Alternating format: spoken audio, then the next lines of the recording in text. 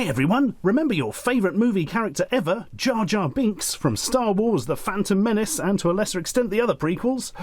Well, he's back! In robot snake form! Yay! No, he actually isn't. So, for starters, he's not back. This is a toy from Episode 1, from the space year 1999. And, yeah, this isn't actually a robotic snake. The truth, as ever, is far, far worse. Allow me to demonstrate Star Wars Episode 1, Jar Jar Binks, Monster Mouth Candy Tongues, from Cap Candy.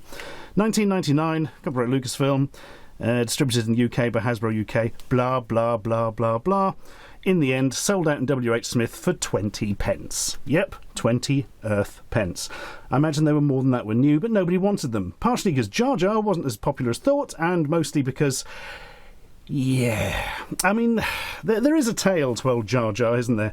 One of these things where they thought, oh, the kids are going to love the weird fish man, yay, and the kids kind of didn't, and all the figures ended up warming the pegs, and there was a lot of very odd merchandise, of which this is by far, far the worst, and that really is saying something. I mean, what a character. Nobody really liked him. Did they? Very young children, maybe? Dunno. It's a shame, because, you know, you feel sorry for the bloody actor who played him. Poor old Ahmed did his best, but at the end of the day, he was a very irritating character. But look how he loves you. Look, he's coming in for a kiss. I'm not joking. If you don't know what this is, you got some joy coming, folks. So let's look at the model of Jar Jar's beautiful head here. It's incredibly good. The detail is astonishing on this. I mean, the paint is great. And it does kind of look like he's been smoking crack consecutively for 43 years due to his totally fractured eyes. But hey, that's a Gungan thing, probably. The eyeballs, not the crack. So, it's all... yeah, I don't know. It's so well done. It's such a bizarre stuff. Look at the tiny details and the little nodules on his face and his teeth and all that kind of stuff. It's so beautiful. And then you discover what this toy is. So this is effectively a push pop, if you like. But the pop comes out of Jar Jar's mouth. Because apparently... having lollipops coming out of characters' mouths and where their tongues should be was a good idea. This is so fucking horrible and weird, right? Are you ready? Here we go. Hello, Misa Jar Jar Binks. Misa wanna kiss. Ready? Yeah! Yeah! Yes. What every child wanted. Jar Jar's skull to split open so they could French kiss him. This is absolutely abhorrent on so many levels. I mean, what meeting did this thing appear in? All better. Tongue time again. Yeah. I mean, flip top head to Jar Jar. Why would you want to suck on his tongue? It's just... Right, somewhere there was a meeting in Hasbro, okay, and they sat down and they were like, this Jar Jar character, he's going to be popping up with the kids, see? Well, what should we do? I know, every kid in this country is going to want a French kiss Jar Jar Binks. Let's make that happen. And they did. Except in the most terrifying... I mean, they say monster mouth. That's literally true in this case, isn't it? Absolutely horrifying. Let's just pop that. I can't look at that any longer. Well, I can't get it back in now. No, it's stuck out forever. Oh, no, there we are. Oh, thank God. So, this is where the tale gets really ridiculous, right? Not only have we got what must be the worst toy and sweet combo, in fact, I'm going to say the worst toy and the worst sweet ever made, but it gets weirder. So I was looking for one of these for years, and they come up every so often without the tongue, because obviously the tongue was a sweet and has been eaten or was gone or whatever, or, you know, gone mouldy. And I finally found one available to the UK that still had the tongue intact, right? So... I opened it up a couple of times to make sure it worked, so the tongue was fine and all that. And I would point out, this is a prosthetic tongue, which I made myself out of milliput and painted, because...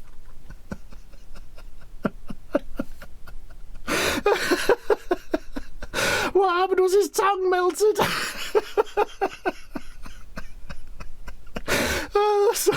I can't quite get over this. It was fine for like 2 days, then I went back to it, and his tongue had just entirely melted into this sack of goop. Like it was solid before. All I can think of was it had like cellophane over it. Me playing with it and pushing it in and out to check it worked probably ruptured the the casing, and then the air got to it, and it just turned to the look at it. I mean, what even is this? This is Jar Jar's. It's just the horrible remains of his tongue. I mean, God. This is my life now, making prosthetic tongues for Jar Jar Binks because his real one melted. If this isn't the most ridiculous video ever made, I don't know what is. But anyway, there we are. All those years tracking down one with a tongue, and then the fucking thing went and melted. It's just unbelievable, isn't it? It really is. But I'm quite pleased with the job I did of the replacement one. It looks much like it did. But obviously you wouldn't want to be looking at that because it's like covered in varnish and paint and stuff. Whereas, unfortunately, I must now try this, as is my want. This 21-year-old rancid glutinous... Oh, it's so sticky, it's getting everywhere. Oh, I have to be careful of that. Oh, my God. I've had to wrap it in cling film for obvious reasons. Do you know, I even tried to freeze it to see if I could use it frozen in here for the demonstration videos. Like, no, I need to think about it. Do you know what I've just spotted on here? It's got 0 to 3 sad onions, right, on the old safety sticker, but it says ages 4 and up. That's right, kids. You've got to be 4 years old to French kiss Jar Jar Binks.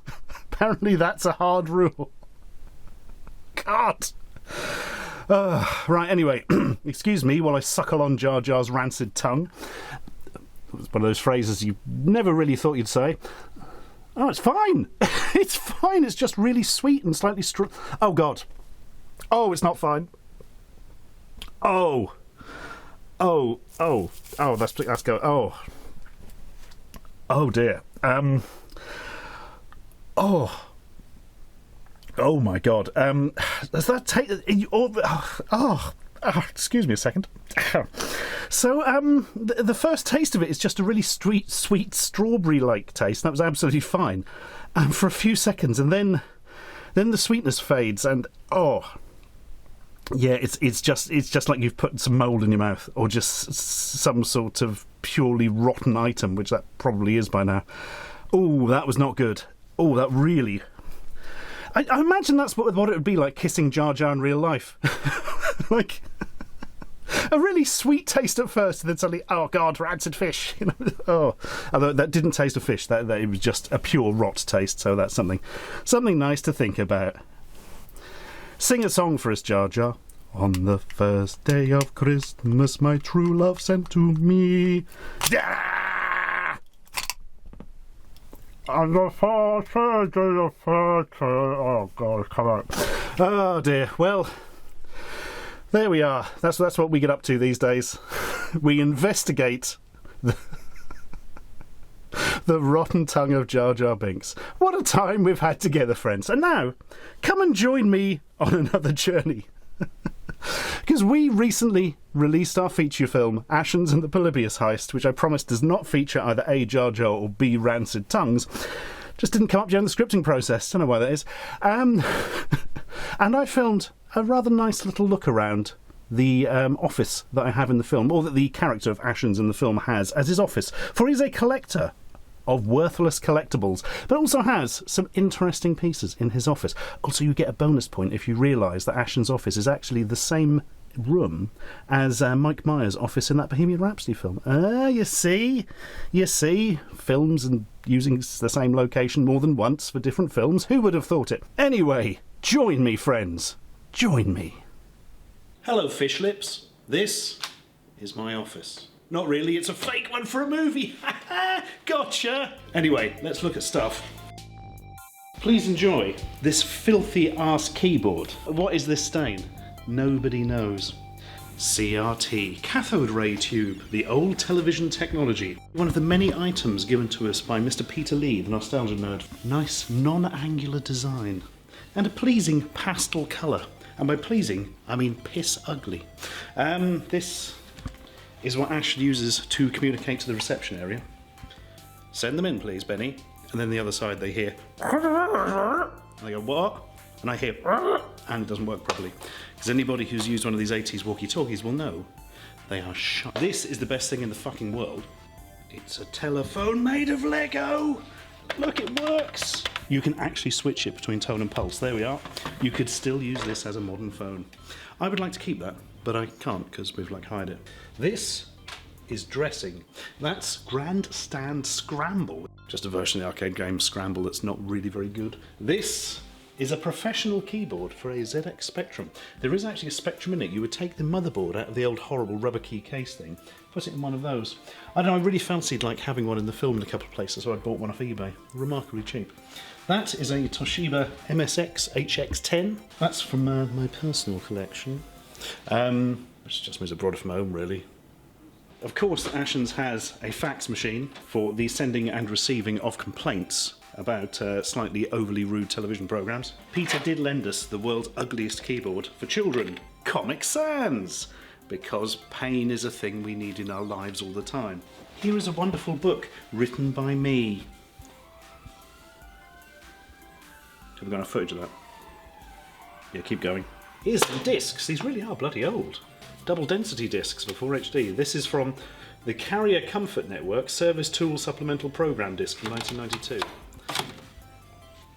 That's a thing. Half of them have probably got rude pictures on. A full tower case. Very rare you see these. The first PC I ever built was in a full tower case because it was the cheapest one we could get at the time. And when you took the sides off it and put it on the floor, it went dong, like a gong, because it was so bloody huge. This one probably does too. And for reasons I don't fully understand, Ashens repeatedly has this just random old modem on his desk in various locations. I don't know, maybe he keeps his soul in it like Lord Voldemort. And that is it, except for my old laptop that I got off eBay specifically for use as a prop in this film. It still works perfectly, or at least it did until they lost the trapdoor in it. That's a slight worry. Thank you for joining me on this wonderful tour of my office. Please, let us end on the visually interesting Polybius board, where I put together all the Polybius information in order to sort of find and work out where it has gone. You will notice it has bits of string and things which serves no purpose in real life whatsoever but looks really cool, which is why they always have it in films. I'm going now, bye. Have you ever heard of the Polybius? The infamous arcade game that can control people's minds. It's an urban legend. It's way too dangerous. This is absolutely hopeless. That's not a good way to start a speech. Oh, how I regret my old friend.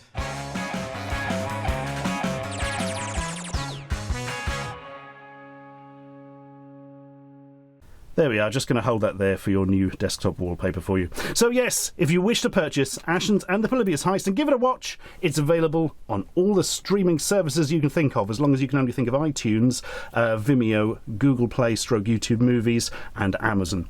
Have a look in the links below. And until next time, friends, Jar Jar loves you. Blah!